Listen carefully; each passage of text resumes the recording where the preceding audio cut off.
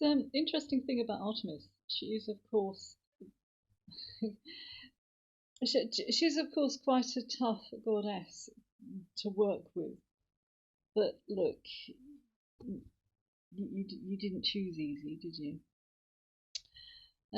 Artemis sometimes demands sacrifices, but maybe you don't always have to pay the price. Interesting one, this.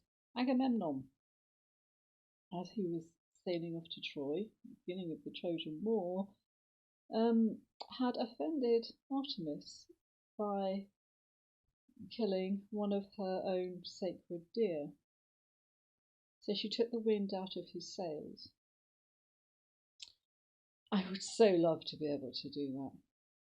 And so the ship obviously then stops moving.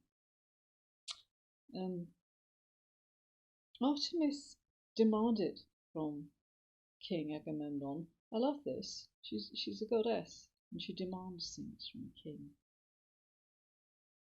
The life of your daughter, Iphigenia. So Agamemnon agreed. Such was his desire to sail to Troy. So his daughter is laid on the altar, and he's prepared to go through with it. He is prepared to actually make the sacrifice of his own child to his goddess in exchange for fair wind. Presumably fair wind is safe passage, but in exchange for. Artemis takes pity on Iphigenia. She takes pity on the child. She's actually very nice to children, although as a virgin goddess, she isn't a mother herself. And she substitutes a deer for Iphigenia. So actually a deer is sacrificed to her. And of course Agamemnon sails to Troy. Sacrifices. It's an interesting one, isn't it? In tarot, it's the sacrifice is often the hanged man.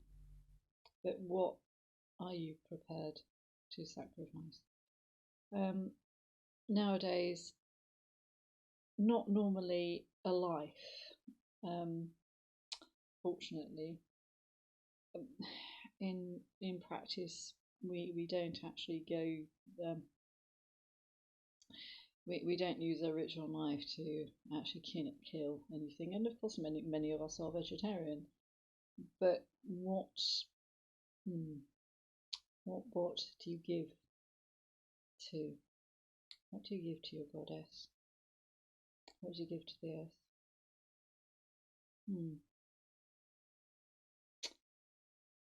Something to think about. Anyway, lots more things about Artemis coming up, and please do hit subscribe. See you again soon. Take care.